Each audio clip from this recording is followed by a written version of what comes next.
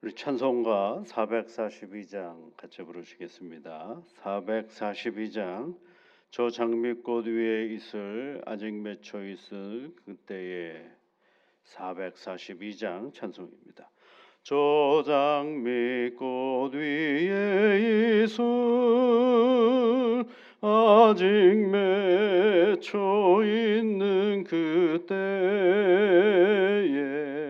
귀에 오노니 소리 들리니 주 성분 명하다.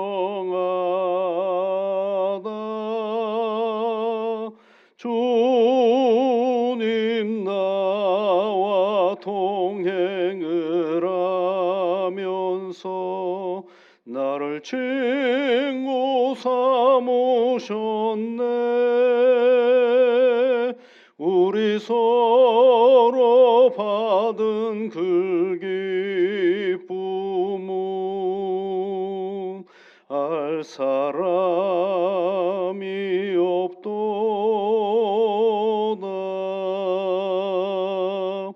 그 청한 주의 음성 우는 새도 잠잠케 한다. 내게 들리던 주의 음성이 늘 귀에 쟁쟁하다. 주님 나와 동행을 하면서 나를 친구 삼으셨네. 우리 서로 받은 그 기쁨은 알 사람이 없도다. 밤 깊도록 동산 안에 주와 함께 있으려 하나. 괴로운 세상에 할 일 많아서 날 가라 명하시나. 주님 나와 동행을 하면서 나를 친구 삼으셨네. 우리 서로 받은 그 기쁨은 알 사람이 없도다.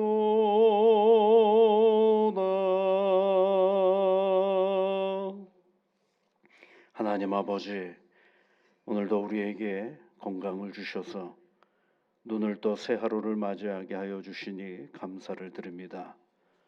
주님을 사랑하는 믿음의 사람들이 이른 아침에 첫 시간을 하나님 앞에 기도함으로 시작하오니 우리가 알 수 없는 오늘의 이 모든 시간들 속에 하나님이 먼저 일하시고 역사하여 주셔서 우리가 행하는 모든 일들 속에 하나님의 예비하심과 도우심을 맛보아 알아가는 귀한 시간들이 되어줄 수 있도록 도와주시옵소서.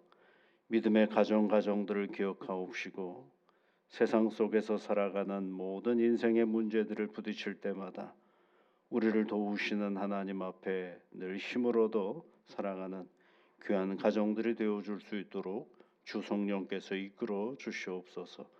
가족 한 사람 한 사람 모두에게 건강을 허락하여 주시고 능력으로 붙잡아 주시고 힘으로 함께하여 주옵소서. 예수님 이름으로 기도드립니다. 아멘. 하나님의 말씀은 마태복음 9장 18절부터 38절까지 말씀입니다. 마태복음 9장 18절부터 38절까지 함께 같이 읽겠습니다. 예수께서 이 말씀을 하실 때에 한 관리가 와서 절하며 이르되 내 딸이 방금 죽었사오나 오셔서 그 몸에 손을 얹어 주소서. 그러면 살아나겠나이다 하니 예수께서 일어나 따라가심에 제자들도 가더니 12의 동안이나 혈루증으로 앓는 여자가 예수의 뒤로 와서 그 겉옷가를 만지니 이는 제 마음에 그 겉옷만 만져도 구원을 받겠다 함이라.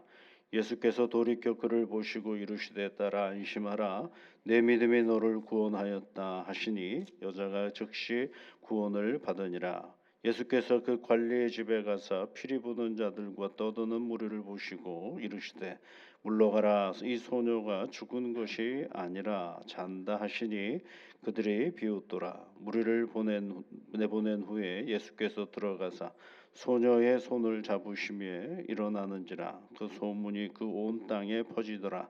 예수께서 거기에서 나가실새 두 맹인이 따라오매 소리질러 이르되 다윗의 자손이여 우리를 불쌍히 여기소서 하더니 예수께서 집에 들어가시매 맹인들이 그에게 나아오거늘 예수께서 이르시되 내가 능히 이 일을 할 줄을 믿느냐.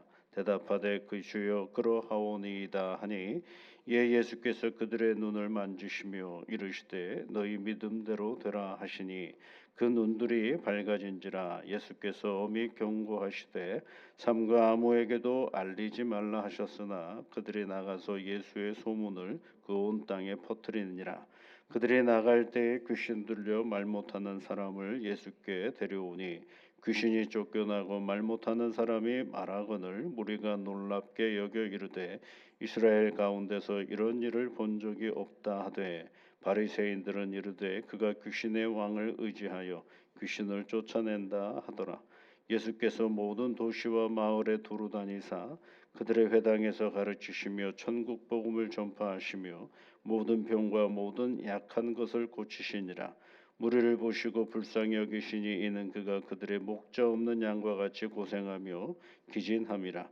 이에 제자들에게 이르시되 추수할 것은 많되 일꾼이 적으니 그러므로 추수하는 주인에게 청하여 추수할 일꾼들을 보내주소서 하라 하시니라. 아멘. 예수님의 공생의 기간을 쭉 보면 여러 가지 일들이 많이 있지만 그 중에 치유하시는 일들이 참 많죠. 그래서 오늘도 보면 죽은 딸을 보고 안타까워하는 아버지가 예수님께 와서 우리 죽은 아이에게 손을 얹어 주소서 그러면 살겠나이다 이렇게 말하는 장면이 있고 또 가는 중에 12년 동안 혈루증으로 고생하던 여자를 만나기도 하죠. 또 안 못 보는 두 맹인의 이야기도 있고 또 귀신 들려 말 못하는 사람들을 치유하시는 이야기들도 있습니다. 가만 보면 우리 인생은 문제를 하나 넘어가면 또 인생에 문제가 있는 듯합니다. 그것이 경제적이든 또는 건강에 관한 것이든 한 번도 문제 없이 살아가는 적이 없는 것 같아요.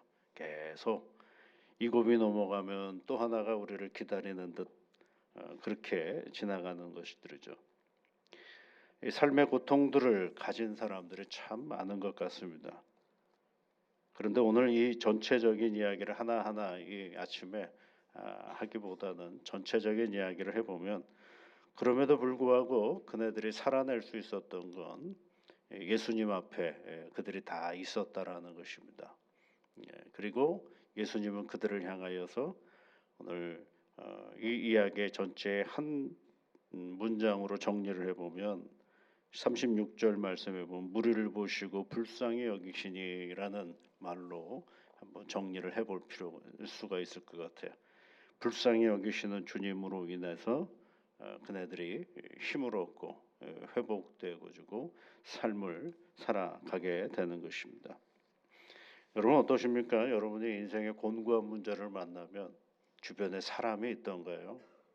생각보다 사람들을 가까이 있을 듯하지만 이렇게 다 도망가는 그런 경우들을 왕왕 보게 됩니다.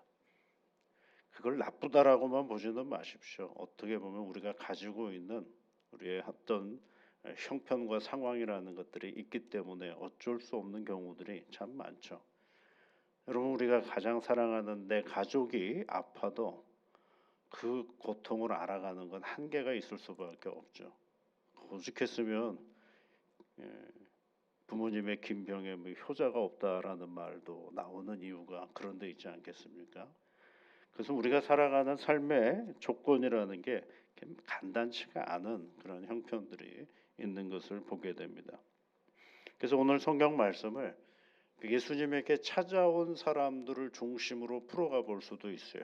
그럴 때마다 예수님이 뭐라고 말씀해요? 너의 믿음이 너를 구원하였다. 이렇게 말씀하시는 이야기가 있고, 이제 반대로 그들에게 찾아오는 사람들을 예수님이 어떻게 대했는가를 중심으로 해서 말씀을 읽어볼 필요도 있는 것입니다. 그래서 오늘 말씀을 보면 다 한마디로 말하면 이게 우리 하나님 예수님의 긍휼하심의 자리인 거죠.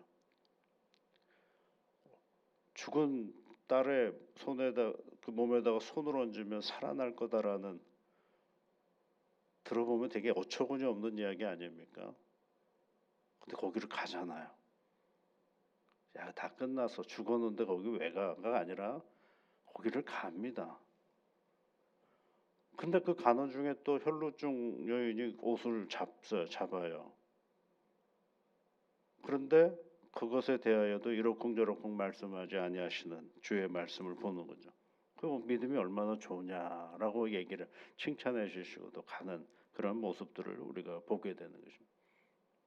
여러분, 예수님은 어떤 분이라고 생각을 하십니까? 하나님의 아들 맞죠?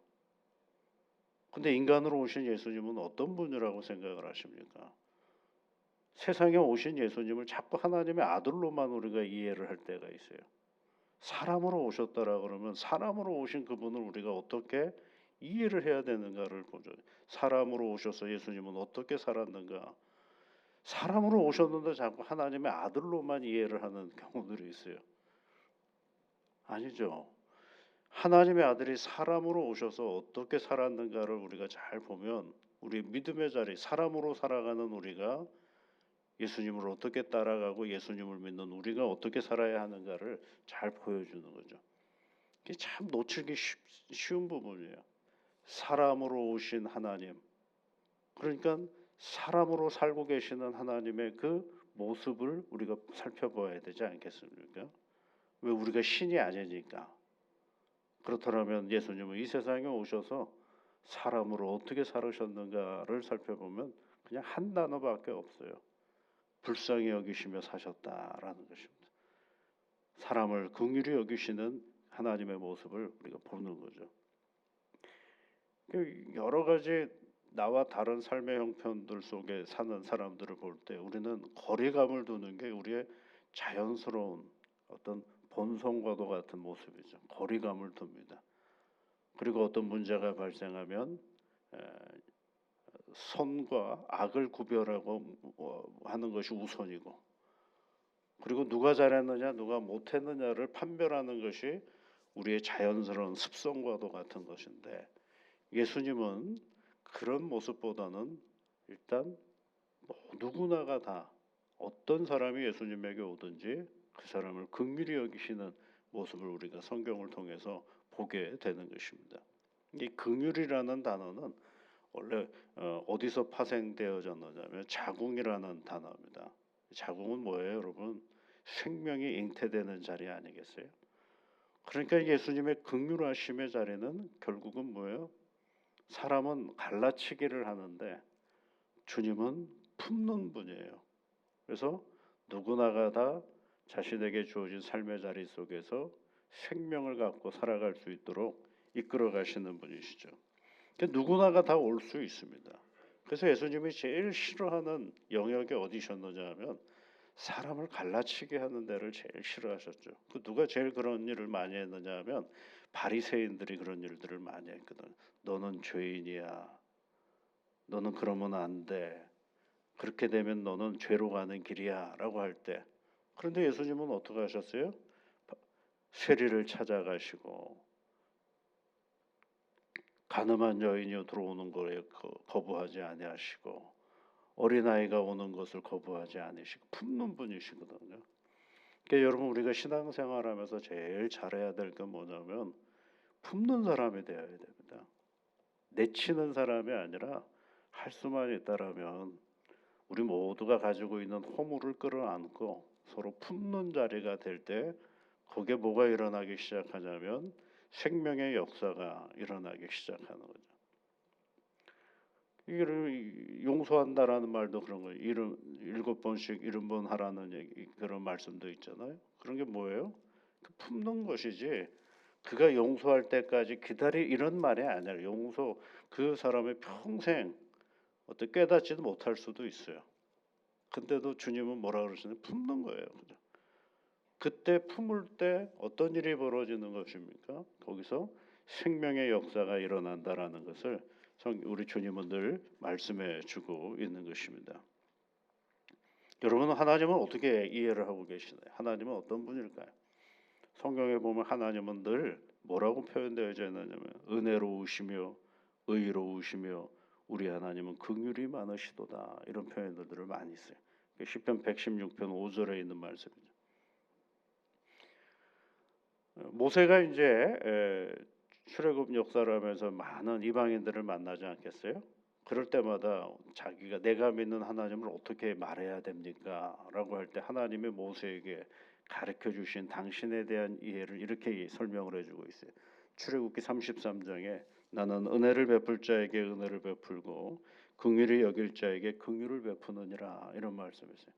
긍휼을 베푸는 거죠. 하나님은 긍휼의 하나님이시지 않습니까, 여러분? 가인이 아벨을 죽였죠. 천연공노할 죄를 지었습니다. 사람들이 가인을 막 비난하고 어떻게 그럴 수 있느냐라고 얘기하고 하나님 또한 그를 내쳤습니다. 그랬더니 가인이 너무너무 무서워가지고 어찌할 바 모르고 있을 때 하나님께서 그에게 너무 두려워하지 말라라고 말씀하시고 사람들이 너를 죽이지 못하도록 내가 너에게 표를 줄게라고 말씀하시는 장면이 있죠. 창세기 4장 15절에 있는 말씀이에요. 죄를 지었거든요. 그러면 당연히 죽어야 되지 않겠어요? 그런데 하나님은 그가 가지고 있는 모든 것들을 빼앗으면서 동시에 그를 죽이지 못하도록 하나님께서 표를 그에게 주시는 장면이 있어요. 왜요? 하나님은 어떤 분이세요? 긍휼의 하나님이시기 때문에 그렇습니다. 아브라함과 사라가 아기를 못 낳을 때 하가를 데려다가 아기를 낳았죠. 이스마엘을 낳았습니다. 근데 이스마엘을 키우면서 사라가 마음이 불편했던지 아브라함에 가서 내쫓으라고 얘기를 하죠. 그럴 때 아브라함이 갈등할 수밖에 없지 않겠어요? 그랬더니 하나님이 아브라함에게 오셔서 야, 내보내라, 이렇게 얘기를 하셔요. 하갈과 이스마엘을 내보내라. 왜요? 거기 있다가는 하갈이 죽을 것 같거든요. 누구한테요? 사라한테 죽을 것 같거든요. 그러니까 내보내라 그랬어요. 그랬더니 아브라함이 이제 먹을 것 좀 줘가지고 광야로 내보냈는데 먹을 것이 금방 다 떨어져가지고 하갈이 거기서 이스마엘과 함께 죽겠다라고 그 생각으로 마지막 식사를 하는 그 장면에서 하나님이 하갈에게 와가지고 그의 눈을 떠서 샘을 보게 해주시죠. 그리고 나서 하갈을 격려하시고 이스마엘이 한 민족을 이룰 것이다라고 말씀하시는 분이세요. 여러분, 하갈을 나가라고 하신 분이 누구예요? 하나님이셔요. 왜요? 거기 있다간 죽을 것 같거든요. 그러니까 하나님이 또 이 하갈을 나름의 그 삶의 영역들을 인정하시고 붙잡으시는 것을 우리가 성경을 통해서 보게 되는 것입니다. 우리는 늘 이 정의와 공의라는 눈으로 모든 걸 판단하려고 애를 씁니다. 그런데 가만히 보면 그 정의와 공의는 왜곡될 가능성이 참 많아요. 기준이 누구예요? 항상 나를 중심으로 해서 정의를 얘기하고 공의를 얘기합니다.